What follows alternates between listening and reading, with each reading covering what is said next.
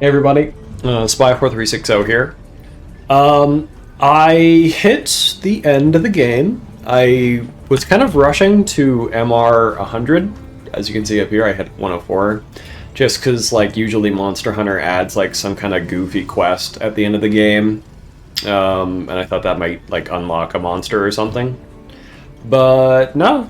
You get your last quest at MR 40. Which I'm not sad about. It's just I'd spent a lot of time grinding out MR 100 when I could have been doing other things, which I'm going to be talking about in a moment. But I'd like to get my thoughts out about how I feel about base Monster Hunter Wilds and how the state of the game compares to the launch of Rise and the launch of World. There is massive spoilers ahead, so if you don't want to hear about the end game and like a lot of the gameplay loops that you're going to be doing, click off now. Yeah, I'm going to start off with some negative and then controversial stuff, and then go more into the positives that I like about the game. But yeah, first I'm going to give you guys some visual examples of what's going on, and then I'm going to have like a hunt as like background noise, right? Before we get into that, I have a clan. Where is it? Yeah, a squad. Spy4360's Hype Squad. If you'd like to join the Hype Squad, here's the code for it. And we help out people. We're getting bread, so if you'd like to join, hit up the Discord or just put this code in, and I'm accepting everybody. So hit me up. And then I also stream bi-daily. The links are above right now. But yeah, without further ado, let's get into it. This is a positive, but I want to just start out by saying all of the endgame sets are incredibly easy to get into. This is my set right now, right? This is the skills that I have, right? Let me show you my equipment. Actually, I can just press C. Or no, I can't. I actually have to show you my equipment. Yeah, here's my equipment. The gems, I kind of got spoon-fed some really good gems, but for the most part, most of the gems that you get are going to be fine for whatever you're doing. I'm also using a funny set for Switch Axe because I think this does more damage than... I see everybody using Guardian Arcveld equipment. Not Ebony Odegaron stuff.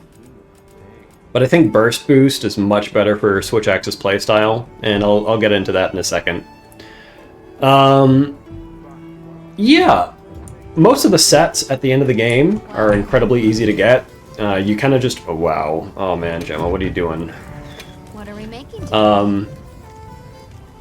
Yeah, you kind of just have to hunt these guys a couple of times to get any of the Arcveld stuff, or Gormagala stuff, or New Udra.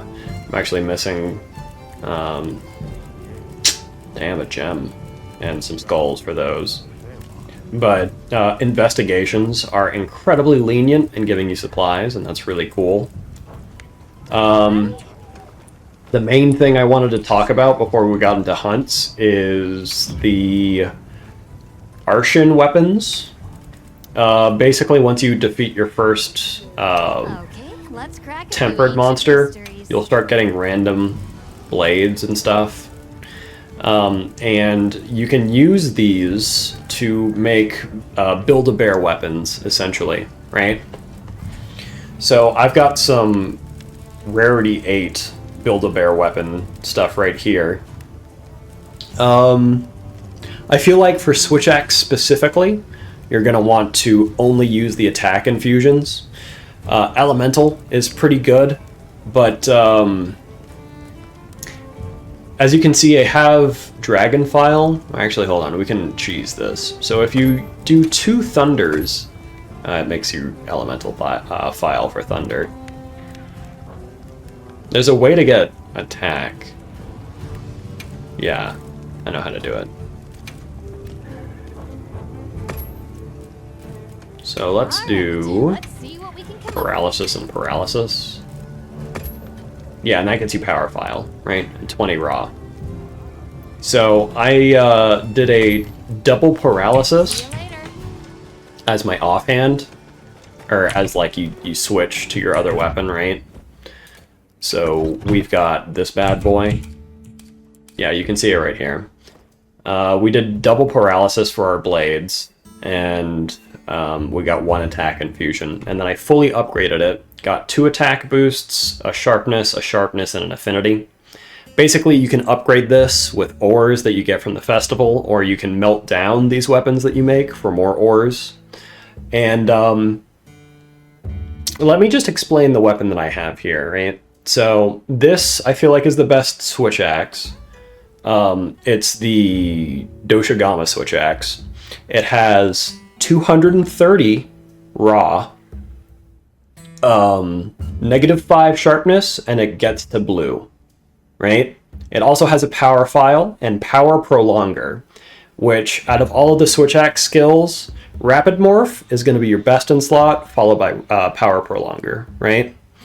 So this switch axe is probably the best out of all the base switch axes, unless you're doing an elemental build.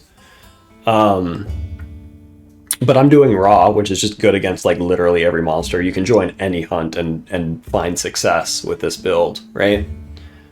So let's look at the Build-A-Bear. Oh, also we have 3 slots. We've got a 3, a 2, and a 1. So I put attack 3, attack 2, and then a handicraft, so we actually get up to white sharpness. And that brings our raw from 230 to 248. Actually, I think it's a little bit higher because I have a power charm. Oh no, yeah, it's just 248. Okay. Yeah. So this is pretty good, right? But let's look at this. It says 205 damage, but let me just bring it back to here so you can see the production bonus. If you have triple affinity, right, and just like nothing else, you'll have a switch axe of 190 damage. So base, it's 190 damage. If all 3 of these are attack, you'll actually get 205 by default. I have 2 attack, so altogether it's 205. But I think the best switch axe, because if you don't get any sharpness boosts, you'll have 10 hits of white sharpness, right? With that in mind, if you got all 5 attack boosts, and then you used 3 attack boosts, you would have a raw of 235. Plus, it has 5 affinity instead of -5 affinity.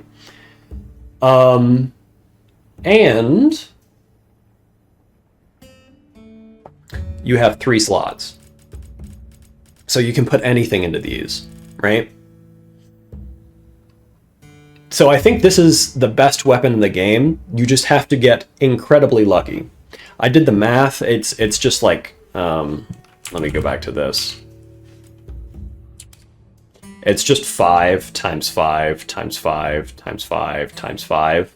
So to get a perfect weapon with all 5 attacks, pretty sure it's a 3012, or no, 3125. It's a 1 out of 3125. So you're gonna make 3000 of these to get your perfect switch axe. Yeah. You might be like, oh shit, that's like incredibly ridiculous. Why would I want to make so many of those? It's not actually that bad. So the end game of every Monster Hunter has like some kind of RNG mechanic. And Rise was my least favorite. We're going back to equipment. Your talismans were random. So if you wanted a perfect talisman, in high rank, getting a perfect talisman was a 1 in 2 billion chance. So like, I'll take a 1 in 3,000 any day, right? Monster Hunter World was a little bit more lenient, just because the only thing that was random was your gems, which isn't really that hard to farm, you know? Every quest you get like 2 or 3 gems at the end of the game, especially if you were hunting tempered monsters, and you get like so many more gems in this game, so it's just like a lot easier. Also, you have this guy over here, which Now this is the you can make the ore to upgrade those weapons with any monster part. So it's actually pretty easy to make those max level swords and then just juice them, right? See ya. The only thing is it's tedious, and you've got to hunt a lot of guys to get the parts, and Hey, you need certain parts to build your weapons. So like the switch axe, I use blades and then a device, but if you go into like hammer, it's discs and a tube, you know? So if you're getting parts that you don't need, they're kind of useless. doesn't You can technology. go to a weapon that uses all of the parts that you don't use and just like put them together. So you make yourself a weapon, and then you can just dismantle it and immediately juice it, but it gives you one one Argosite, which is kind of nothing. I'd need to show you, but that gives you 25. Here, can I actually show you? No, it's maxed. But that's not that bad. That's a good choice. It's just... I wish there was easier ways to roll things and get more materials. Yeah, all of the equipment stuff out of the way, let's actually continue talking about gripes. But I'm gonna get a quest going so you actually have, like, background footage to look at. Alright, I'll see you guys in a bit. So yeah, all of the lame equipment out of the way. Or I mean, not lame. I like that it's accessible early, like, end game. That you can just get, like, the best sets pretty early.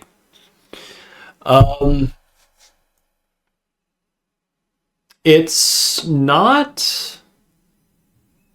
So, the first thing I want to talk about, which, like, my biggest gripe, and then my biggest... like positive. It's weird how like the duality of this statement is, but I both hate and love the story at the same time. So in World, the story is kind of non-existent. The cutscenes suck. There's only a couple of good cutscenes, and it's like the Diablos intro, the Valhazak intro. All the Elder intros are really good. But, like, when people are on screen, honk shoe, me. And the quests actually kind of let you do a lot of stuff. There's, like, escort quests in Monster Hunter World with, like, 3 quotes around them. You can just leave. You can just let the dudes fend for themselves, and they'll just sit there until you get back.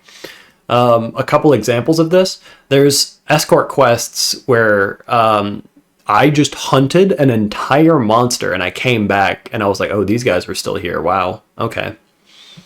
And then in Wilds, there's a ton of escort quests.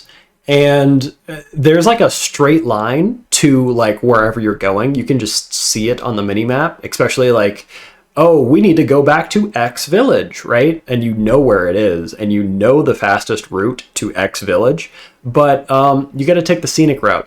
Also, nobody's sprinting, everybody's walking at the slowest pace ever. And if you're like 10 feet behind somebody, they're like, hey, stop, turn around. Your cat will tell you to stop. Your player character will be like, I shouldn't go too far. And like the other characters are going to be like, hey, where are you going? What's going on? That's the reason why I hate it the most. There's so many quests where it's just like, you've got to follow this person. That being said, I love the story in this game. And that's because notoriously, every single Monster Hunter game is just like, oh my god, this monster is the root of all of our problems. We gotta kill it. And then you kill it and it's like, actually it wasn't that guy. It's this Elder Dragon instead. Oops.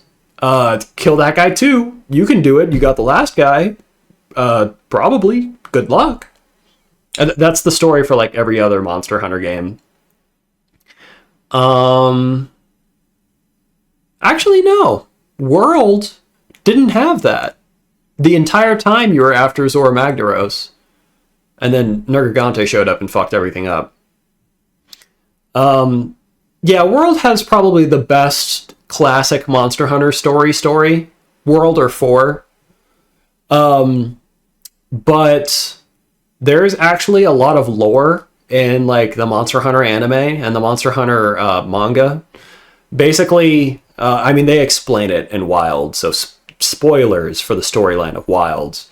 But there is an ancient civilization that is so far advanced that it's like, how do you even have any problems, right?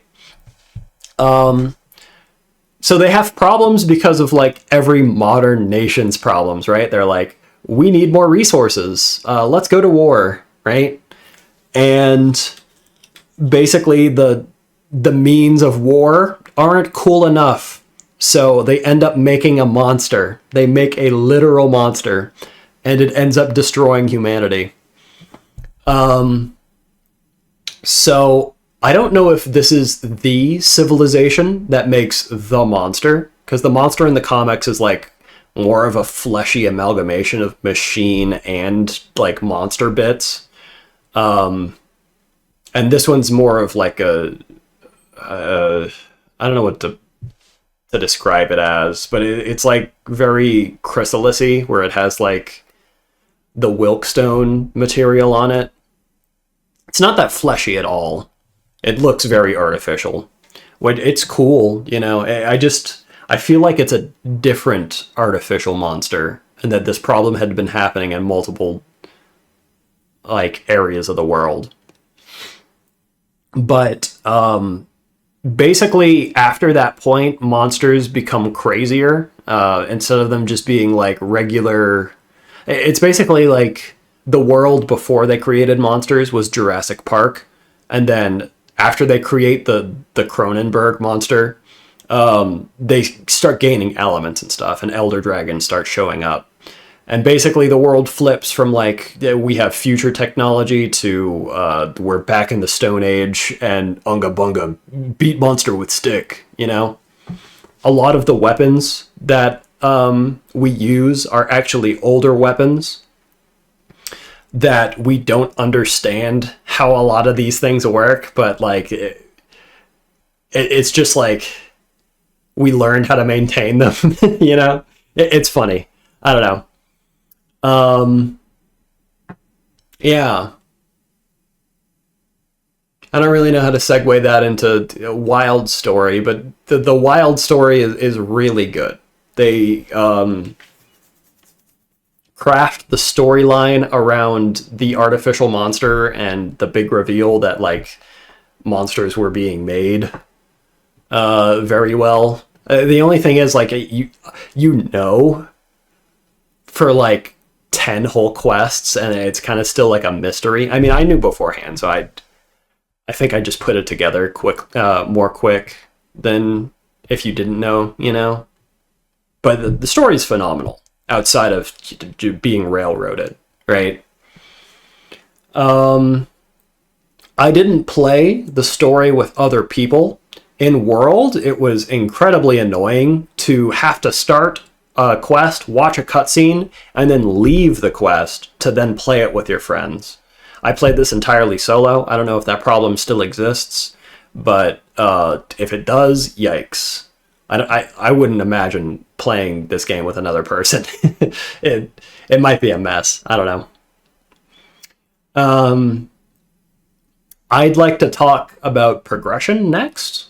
The progression felt easier than World, which isn't a bad thing, and I also might be incredibly biased in the fact that I kind of played every single Monster Hunter since Try as a regular person, and then in Monster Hunter World, I started speedrunning with some friends. So I went from like pretty okay at the game to like phenomenal at the game. I've played with some of my older friends from high school and like from grade school, and every time I play with them, they're like, wow, this quest ended in like 4 minutes. Holy shit, you know? So I don't know if the game being easier is just me knowing more about the game or just the game being easier. It feels easier just because of the wound mechanic and health potions. When you use them, you get an initial burst of healing. I don't really like that feature. I like when it's just like it trickles up, you know? But yeah, it just feels easier. That's not a bad thing. And also, we're comparing this to like base Monster Hunter World and base Monster Hunter Rise. Rise, by far, out of the three, is the easiest. And World, out of the three, is the hardest. Because like base World, the last quest, or I think it's the second to last quest. Yeah, the second to last quest has you fight a tempered Kirin, and it one-shots you, even with like max armor. Or not one-shots, it's pretty close to one-shots, right? The guy I'm fighting on screen right now, it has some pretty hard-hitting moves. Gore Magala, Tempered, has some pretty hard-hitting moves, and Arkveld has some pretty hard-hitting moves, but they all feel very manageable. Especially if you upgrade your armor, it takes like 2 or 3 hits to kill you instead of 1. Even like not upgrading your armor, if you've just got like endgame armor, you can kind of live through these fights, right? But difficulty, that's not really something that you can really like knock a game for. That's kind of just like up to the other person, or like it's subjective, you know? Someone's going to be like, oh, it's too hard, I hate it. Or somebody's going to be like, it's too hard, I love it. You know? Yeah. Ooh. Another thing I'd like to talk about is the gathering system. I actually really like the gathering system because it promotes actually gathering, which was kind of my favorite part in World. There is some really dense gathering routes in World, and there are some extremely dense gathering routes in Wilds. I've actually made 2 videos on gathering already, and I might make more in the future if they changed how some stuff works, or like I found out more tech, right? And then gathering in Rise, I hate it. It's just pick up rocks, and like gathering routes in Rise is kind of just like the whole map. Also, the alternative ways to get resources in Rise kind of suck, which is unfortunate. Specifically Wetfish Scales Plus, it's like impossible to get them. They cost like 500 points each when they show up in the funny shop. In Worlds, there's like an event quest, right? You get like 10 Wetfish Scales every 2 minutes or something dumb like that. So it's easy to get them. I don't know where Wetfish Scale Pluses are in Wilds yet, but I'm going to be making a video about that once I find it out, right? Because Sharpness 3, just from an item, or not Razor Sharp, I don't know what the Rapid Sharpness skill is called, but having that as an item is nuts, right? Yeah. I feel like I'm missing something. Oh yeah, this is also extremely biased, but the gameplay of Switch Axe is kind of a downgrade from World.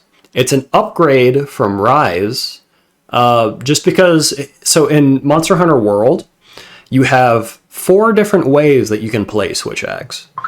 I feel like in Rise, or I don't feel like. In Rise, there's also only 2 ways to play Switch Axe. You're ZSD spamming, or you're just switching. I'm still kind of learning Switch Axe in World, or not World, in Wilds, but it feels like there's only one way to play Switch Axe, but you have so many options in that one play style that it doesn't matter. Just because you have offsets with your axe mode, and if you do an offset in axe mode, it gives you a ton of sword gauge, and then the counter in sword mode is disgusting. It's like phenomenal. It comes out like a couple frames after basically any move. It's goofy. It's a lot of fun to play with. And then I feel like you're one of the best weapons to pop wounds with, just because of the reach of Switch Axe, and it amps your sword, or it recharges your sword meter. So it's incredibly useful. I'll talk about this more in a Switch Axe masterclass that I'm going to be working on. But yeah, I don't know. This shit's goofy. I just feel like it doesn't hit the peak that it does in World. Because in World, you really had an answer to anything. As an example, you could kind of ZSD almost any enemy in the game. And then it's also more efficient to either freestyle, sword mode only, or axe mode only certain monsters. So, like, Switch Axe has a lot of, like, really long animations where you, like, press a button and then you're stuck in an animation for, like, 2 whole seconds, right? So, monsters like Zenogre, Nargacuga, Tigrex, Baroith, what's his face? Rajang. Yeah, those 5 dudes are kind of a nightmare for Switch Axe.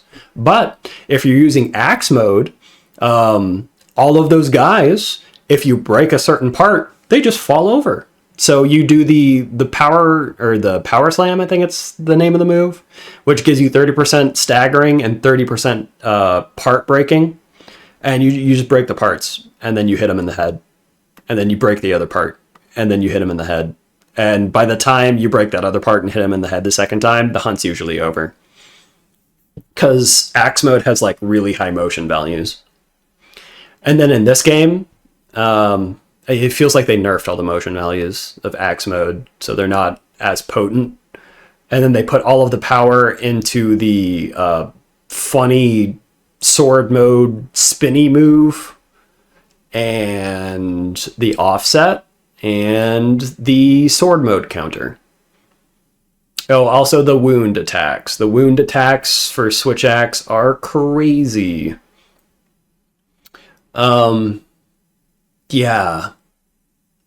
I don't know.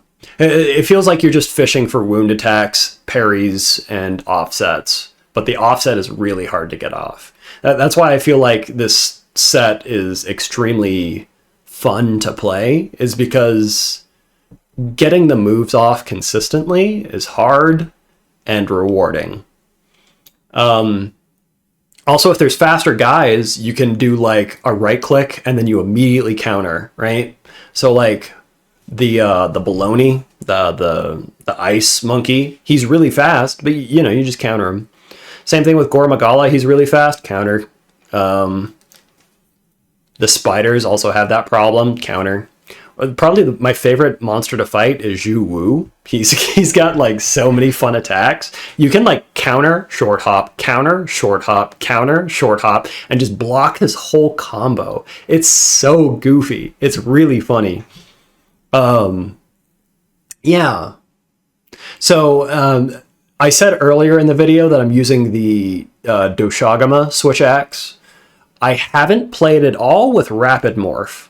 So Rapid Morph could change that. You might still have the Rise problem where you're just playing Switch instead of Switch Axe. Everything you're doing is just Switch, right? So they changed the combos from both World and Rise. So it's got Axe mode has completely different mouse 1 combos, and then Sword mode has a worse. So the Sword mode bread and butter was left click, and do a right click. They added like 2.5 seconds to that full combo. So you basically never want to use it anymore, which is kind of depressing. I also don't know which moves get the enhanced switches, is what I'm going to call them. But without Rapid Morph, they're kind of a waste of animation. So if you do the Beyblade move in Sword mode, and then you switch, you get the double axe strike. Oh no, you just left click. You don't even need to switch. You get the double axe strike, right? If you end a Heavensward Flurry, you get a double axe strike. And there's one other move that gives you a double axe strike. I know the Power Slam gives you a double sword strike when you switch, but those are the only ones I know. All of those moves, if you're doing those without quick switch, kind of just kill you. They're really long YOLO moves that aren't worth it, right? Other than the double axe swing after the Beyblade move is incredibly good because it gives you a lot of sword meter back. But yeah, I don't want to get too far into that, just because I'm going to talk about it in the Switch Axe Masterclass. But it feels very repetitive if you've got an opening, and then outside of that, you're kind of fishing to make openings. So it's kind of like a combination of Axe mode and freestyle from Monster Hunter World. It's weird. I also haven't messed with skills and elemental enough to find good combos, but I'll be talking about that in the Switch Axe Masterclass once we get some good shit going, right? Yeah, that's pretty much it. Wilds is good. If I had to give it a TLDR rating, it's like I'd give World like a 9 out of 10, and then Wilds is like a 8 out of 10. Yeah.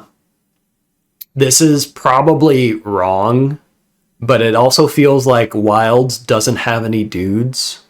It's got a lot of like really new guys, which is cool and everything. It just doesn't feel like the roster is as full as some of the older titles, which again isn't a bad thing. This roster is phenomenal. Some of the maps just feel empty. The ice map, as an example, feels like there should be more guys in it, or maybe it doesn't, because the Coral Highlands in actually no, the Coral Highlands high rank has a ton of dudes. Yeah, I don't know. There's also, like, no subspecies. There's Ebony Autogaron, but he's there by himself. There's no base Autogaron, right? And there's the Guardians, but those feel like different dudes entirely. I don't know, it's weird. Yeah, that's it for the video. I hope you guys enjoyed. Here's the rest of the content. We're cutting back to Hunt George, but I don't think we're going to get much time with that. The quest might already be over. Okay. Thanks for watching, everybody. Like, comment, subscribe, all that good shit. Goodbye!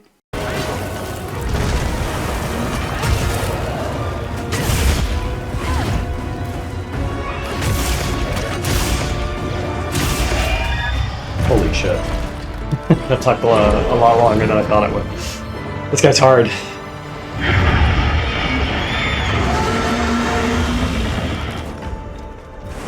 It's a good tail.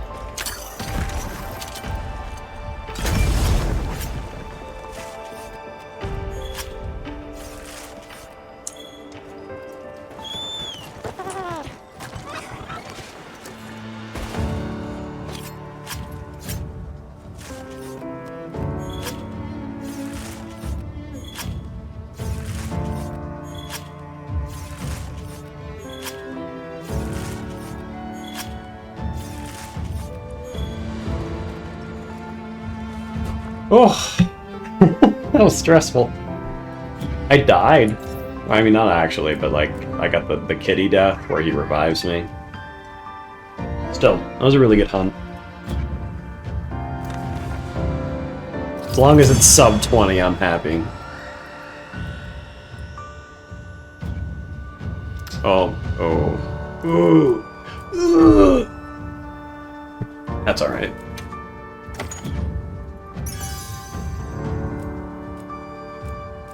Oh shit, we got like 3 switch axe things.